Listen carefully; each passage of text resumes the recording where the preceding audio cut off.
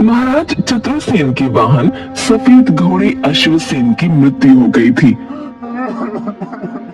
राज्य में सभी लोग बड़े उदास थे। महाराज ने पिछले एक हफ्ते से खाना पीना छोड़ दिया था। उनका कहना था कि मुझे एक ऐसे वाहन की तलाश है जो कि सबसे अलग और विशेष हो, जिसके गुणों को देखकर लोग आश्चर्यचकित हो जाएं और जिसकी शक्ति को देखकर दुश्मन की सेना घबराकर कांपने लगे। राज्य में सभी लोग अपने द्वारा प्रशिक्षित जानवरों को लेकर महाराज के पास आ रहे थे, लेकिन महाराज को कोई भी जानवर पसंद नहीं आ रहा था। जब उसकी सूचना परी लोक तक पहुंची, तो परियों की रानी ने अपने मित्र गरुड़ से इस बात की चर्चा करते हुए कहा,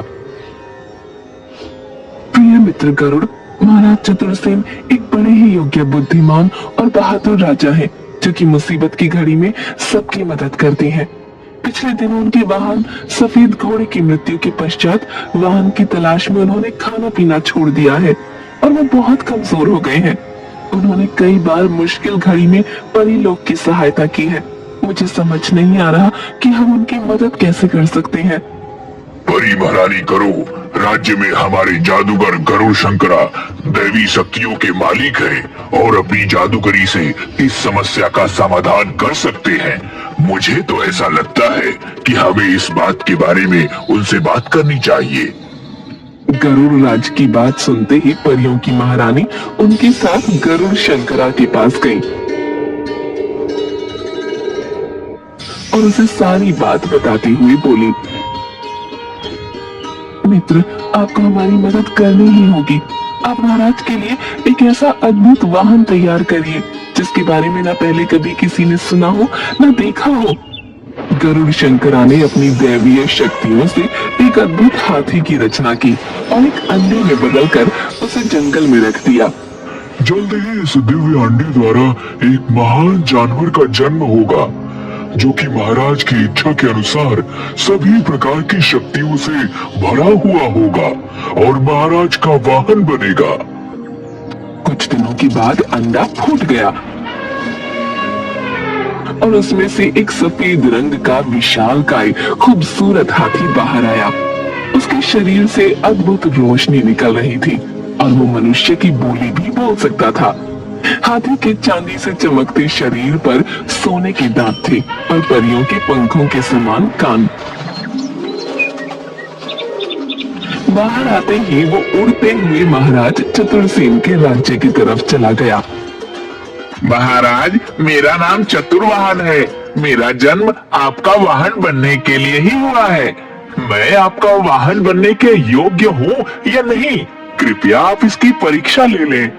उसके खूबसूरत, बलिष्ठ और विशाल शरीर से निकलती रंग बिरंगी चमकीली रोशनी और उसके सुनहरे दांत देखकर पूरा दरबार हैरान था। आखिरकार चतुरसेन ने हाथी की परीक्षा लेने का फैसला किया। सैनिकों, हाथी को परीक्षा मैदान में ले आया जाए और राज्य के सबसे ताकतवर हाथी के साथ युद्ध के लिए ललकार लगाई जाए। चतुर्वाहन का शरीर चट्टान की तरह कठोर था। राज्य के हाथी ने चतुरसेन के शरीर पर जोर की ठोकर मारी और खुद ही बेहोश होकर नीचे गिर गया। चतुर्वाहन ने अपनी सूंड उठाकर महाराज का अभिवादन किया और अपने पंखों जैसे बड़े कानों को हिलाता हुआ उड़ने लगा। मैं ऐसे नहीं मानूंगा। मेरा वाहन बनने के लिए और परीक्षा देनी होगी। सेनापति, चतुर्वाहन का मुकाबला करने मैदान में खतरनाक शेरों को भेज दिया जाए। चतुर्वाहन शेरों को देखते ही नीचे उतरा।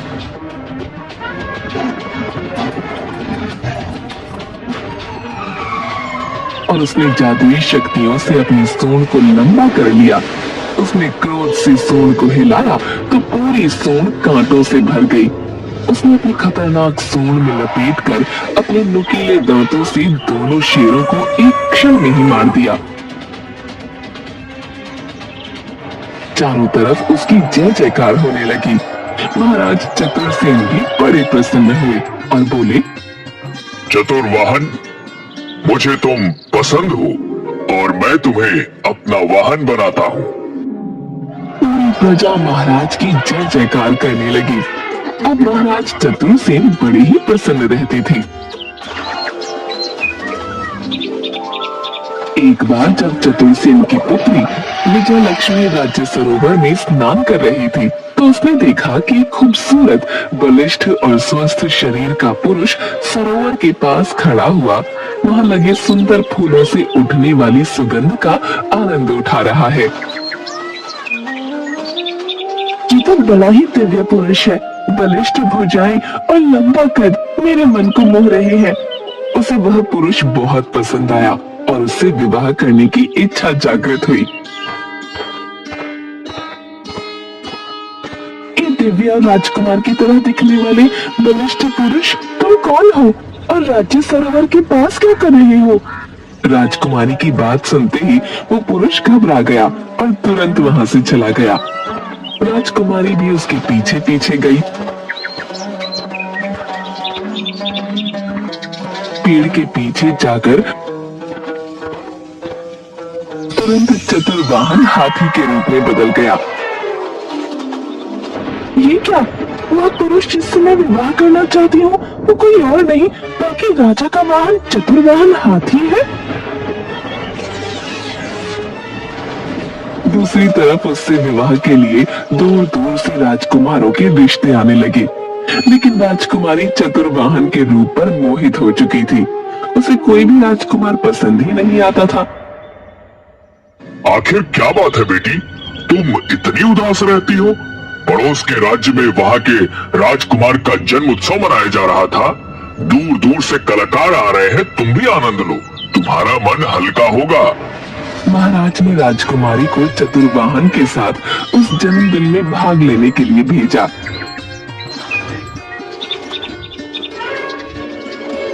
कुछ दूर जाने के बाद जब वो राज्य से बाहर आ गए तो राजकुमारी ने चतुर्वाहन को रुकने के लिए कहा। प्रिय चतुर्वाहन, मैं तुम्हारे पुरुष रूप को देख चुकी हूँ। तुम्हें देखने के बाद मेरे मन में तुमसे विवाह करने की इच्छा जागृत हो गई है। मुझे समझ नहीं आता कि मेरा विवाह तुमसे किस प्रकार हो सकता है। राजकुमारी, आपको यह इच्छा छोड़ देनी चाहिए। मैं महाराज का वाहन हूँ, ऐसा होना नामुमकिन है। राजकुमारी, मैं एक स्वर्ग लोक का यक्ष हूँ, लेकिन देवलोक की कन्या के ऊपर बुरी निगाह डालने के कारण मुझे अपना यह जन्म महाराज के वाहन के रूप में बिताने के लिए गरुड़ राज्य के जादूगर द्वारा चुना गया है। सजा के अनुसार मैं पूरे दिन में एक बार अपने असली रूप में आता हूँ, किंतु मुझे विवाह करने का अधिकार नहीं है। ऐसा न करो प्रियवन, मैं आजीवन कुंवारी रहने का व्रत ले लूंगी। इसी बीच दुश्मन राज्य के सैनिकों ने हाथी के साथ राजकुमारी को अकेला पाकर उसका अपहरण करने के लिए हमला बोल दिया। चतुर्वाहन ने अपनी बहादुरी से दुश्मन सेना के सभी सैनिकों को मार दिया और अपने पंखों को हिलाता हुआ राजकुमारी को लेकर उड़ता हुआ वहां से चला गया। चतुर्वाहन, तुम्हारी बहादुरी देखकर मैं प्रण करती हूँ कि अगर विवाह करूंगी तो चतुर्वाहन से ही करूंगी। वापस आते समय चतुर्वाहन एक बार फिर अपने असली रूप में आया। उसी समय राजकुमारी ने उसे मूर्ख बनाकर अपने साथ लाए गए मंगलसूत्र का धागा उसे अपने गले में बांधने को कहा। चतुर्वाहन, मेरी रक्षा करना तुम्हारा फर्ज है। ये रक्षा कवच है जो मेरे पिता ने मुझे दिया है, जिससे मैं गले में बांधना भूल गई थी। यदि तुम इसको मेरे गले में बांध दोगे तो मैं हमेशा के लिए सुरक्षित हो जाऊंगी। चतुर्वाहन ने ऐसा ही किया। ऐसा करते ही जादूगर चतुर्वाहन के सामने प्रकट हो गया और बोला, चतुर्वाहन, तुमने श्राप होने के बावजूद भी राजकुमारी से विवाह करने की गलती करी है। अब तुम्हें इस रूप में अपना संपूर्ण जीवन काटना होगा। तुम्हारा राजकुमारी से मिलन कभी नहीं हो पाएगा। आप ऐसा मत करिए। चतुर्वाहन को मुझे पति के रूप में वर्ण करने दीजिए। इसके बदले में आप जो चाहेंगे मैं वो करूंगी। अगर ऐसी बात है राजकुमारी, तो आपको अपने सच्चे पार्क की परीक्षा देनी होगी। धूमकेतु पर्वत पर हस्तशिला के नीचे हाथी दांत का बना हुआ एक मुकुट रखा है। जिसकी रक्षा 5 फनों वाला नाग करता है। अगर वह मुकुट लाकर आप मुझे दे देती हैं, तो मैं चतुर वहां को इस हिसाब से मुक्त कर दूंगा। लेकिन ये कैसे संभव है? वह पंचमुखी नाग तो जादुई शक्तियों वाला है और मायावी भी है। वह किसी को भी पल भर में जलाकर भस्म कर सकता है। आप चिंता न करें, मैं आपको इस हिसाब से मुक्त करवा कर ही रहूंगी। राजकुमारी चतुर्वाहन की पीठ पर बैठकर धूमकेतु पर्वत की तरफ चल पड़ी।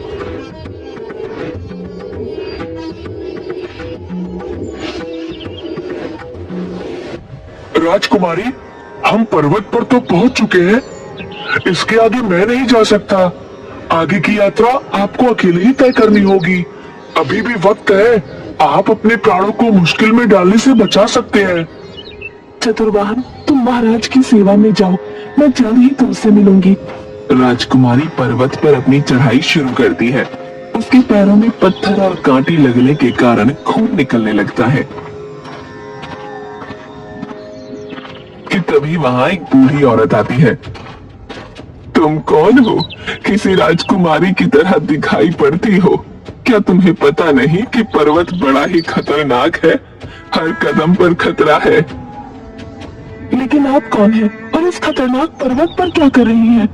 तुम्हें क्या बताऊं राजकुमारी, मैं नीलम परी हूँ, लेकिन पंचमुखी नाग के मुंह से निकलने वाले विष के कारण इस रूप में आ गई हूँ। परी लोक में अब मुझे कोई नहीं पहचानता। मुझे अपना जीवन इस खतरनाक पर्वत पर ही गुजारना होगा, लेकिन तुम अपने जीवन को बचा सकती हो। आप परेशान ना हो, आप मेरे साथ महल चलिए, वहाँ आपके खाने पीने की पूरी व्यवस्था की जाएगी। तुम सच में बहुत अच्छी हो। मैं पंचमुखी नाग के महल में दासी का काम करती हूँ। मुझे उसकी मृत्यु का राज पता है। उसे मारने में मैं तुम्हारी मदद कर सकती हूँ, लेकिन उसके लिए तुम्हें मुझसे वादा करना होगा। बताइए माँ, आप क्या चाहती हैं? मैं अपने पति को वापस उसके रूप में पाने के लिए सब कुछ करने को तैयार हूँ। राजकुमारी, अगर तुम नाग को मारना चाहती हो तो तुम्हें चतुर्वाहन के मनुष्य रूप में आने के बाद उसे मेरे हवाले करना होगा। मैं उनकी पत्नी हूँ। यदि उनका त्याग करने से उनका जीवन बढ़ सकता है तो मुझे ऐसा करने में कोई परेशानी नहीं है। आप मुझे पंचमुखी नाग की मृत्यु का रहस्य बताएं। मैं तुम्हें एक गुप्त रास्ता दिखाऊंगी। तुम सीधे सांपों के राजा के महल में पहुंच जाओगी। वो एक ऐसे पलंग पर सोता है जो पूरी तरह से घंटियों से बना है। उसी पलंग के ऊपर एक तलवार टंगी है। केवल उस तलवार से ही उस मायावी का खात्मा हो सकता है। और हाँ, जब उस पर वार हो, उसके 5 फन खुले होने चाहिए। लेकिन मैं उस तलवार तक कैसे पहुंचूंगी? पलंग तो घंटियों से बना है। अगर मैंने उस पर पैर रखा तो नाग को पता चल जाएगा। वो दुष्ट जागने के बाद जब नहाने के लिए झील में जाएगा, तुम पलंग की घंटियों को रुई से भर देना। फिर पलंग पर चढ़कर वो तलवार निकाल लेना और छुप जाना। जब वो वापस सोए तो धीरे से उसकी पूंछ पर मार देना। वो तुरंत जग जाएगा और अपने सारे फन फैला लेगा। यही समय है। इससे पहले कि वो तुम्हें देखे, तुम उसके सारे फनों को काट देना। राजकुमारी ने बुढ़िया की बात मानकर एक रुई की बोरी उठाई और बुढ़िया के बताए रास्ते पर चल दी।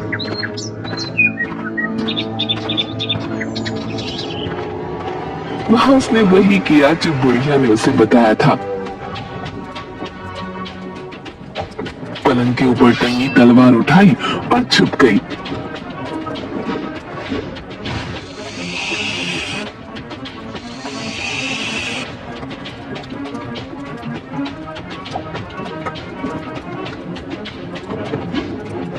उसने सांप की पूंछ पर वार किया।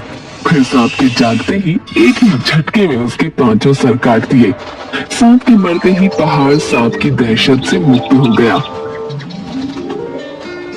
अब मुझे बिना देर किए जादूगर को हठी दांत का मुकुट दे देना चाहिए। राजकुमारी जल्दी से जादूगर के पास पहुंची।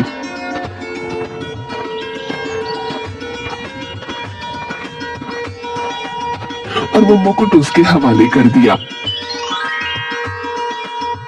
मुकुट के मिलते ही जादूगर ने मुकुट चतुर्वाहन के सर पर रख दिया और देखते ही देखते चतुर्वाहन एक राजा के रूप में बदल गया। राजकुमारी, तुमने मुझे मनुष्य रूप में तो बदल दिया, लेकिन मैं तुम्हारे पिता के साथ अन्याय नहीं कर सकता। वह मुझ पर बहुत विश्वास करते हैं। मैं सदैव उनके वहाँ बनकर रहना चाहता हूँ। लेकिन अब आप पर मेरा अधिकार नहीं है, फिर आपको मैं क्या दे सकती हूँ? आपकी जान के बदले मैंने आपको पर्वत पर रहने वाली परी को दे दिया। राजकुमारी की बात सुनते ही वहाँ पर परी प्रकट हुई और बोली, राजकुमारी, मैं तुम्हारे प्रेम की परीक्षा ले रही थी। तुम और चतुर्वाहन दोनों ही अद्भुत हो। चतुर्वाहन का महाराज के प्रति प्रेम देखकर मैं तुम दोनों को चतुर्वाहन के प्रतिरूप में एक दूसरा हाथी देती हूँ, जो चतुर्वाहन की तरह ही पूरी भक्ति से महाराज की सेवा करेगा। राजकुमारी महाराज को सारी बात बताती है।